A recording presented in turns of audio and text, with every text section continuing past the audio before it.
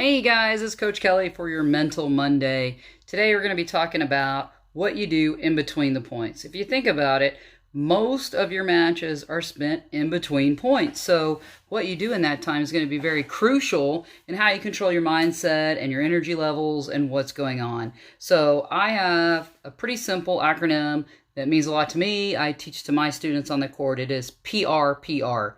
And that is 4 different stages that you should be using after the point ends and before the next point starts. So let's talk about the first P. That's going to be your physical response. As soon as that point ends, you've got to give me some sort of positive physical response. So let's say that I won the point. I might do a yes, come on, something like that. If I lose the point, I'm going to still keep my shoulders back, keep my head up. I'm going to immediately turn away from that point. This is what I do. You're going to have to use my ideas and find out what fits your personality. But as soon as I lose a point, what I will do a lot of times is basically just turn my back on that point and start walking towards the baseline with maintaining that proper, upright, physical positive response. I'm going to look like a fighter still. I'm not going to have my shoulders down. I'm not going to look like that wee character that you don't pick that just sits there with their head down and sad. I don't want to portray any kind of negative emotion that might give my opponent some energy.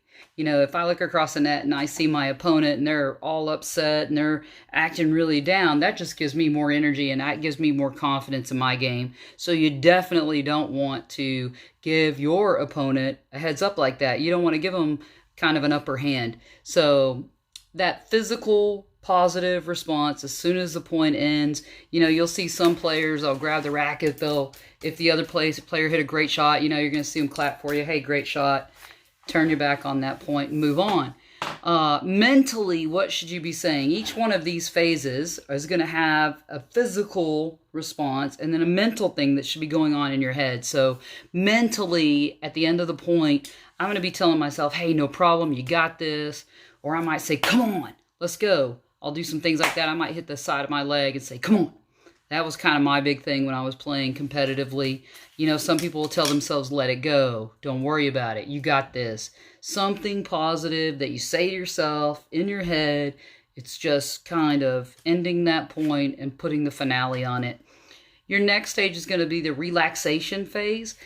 You want to make sure, I see a lot of players all the time that walk and they keep that racket in their playing hand the entire time. They're white knuckling it and they never give that arm a chance to, relax or take a break. Let's take that racket out of your playing hand, put it in the other hand as you're walking.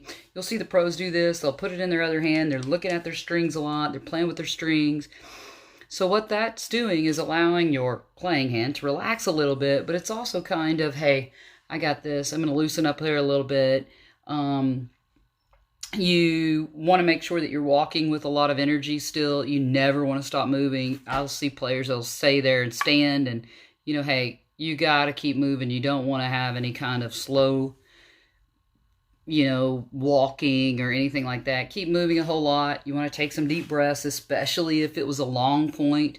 You want to get your breath back and under control. You want to take a little bit more time when it's a really important part of the match. If it's getting close, if the match is really tight, take a little bit more time, especially when you win a point. Sometimes I like to take a little more time and let my opponent think about it. Like, hey, she just won that point. She's on a roll. She's won 2 points. Make them think about it a little bit. Mentally, when you're in this relaxation thing, you should be kind of maybe telling yourself, settle down, breathe, stay calm, stay loose. You're talking yourself up again. Then we'll move on. As you're walking, you want to walk about 2 to 3 feet behind the baseline so that you can turn around. And that's when you're going to start that preparation phase. So you should be preparing for that next shot. You're getting ready to, you've got to assume a strong, confident position. So if you're serving, you want to be tall and head up. Always keep that head up. You want to focus your eyes on the opponent's side. You want to take that last look of, okay, there's where I'm going. That's my plan. Mentally, you want to think about the score. Okay, if I'm up or down by 2 points, I might go for it a little bit more. If I'm 1 point down, I might play a little more conservative type point. So I want to be constantly thinking about the score and how that's going to dictate my next play. You know, you got to basically plan your next shot. I always say, hey, you want to plan the point, and then all you got to do is play your plan. You're not making any last minute decisions in the middle of the point. These should be all already decided. Like when I step up to serve, I know, hey, I'm going to serve out wide. I'm going to plan my shot and my movement. So, hey, I'm going to serve out wide, then I'm going to go to the net. Or I'm going to return deep to her backhand and I'm going to stay back. So I plan that shot and the movement. That's all going to happen in that preparation phase, okay? So that's the mental and physical part of it. Get in your stance, get it planned out. And lastly, right before the point begins, I'm going to go into my rituals, okay? My ritual phase. Physically, for my serve, I always bounce the ball 2 times. I look at where I'm going to serve, and boom, I serve.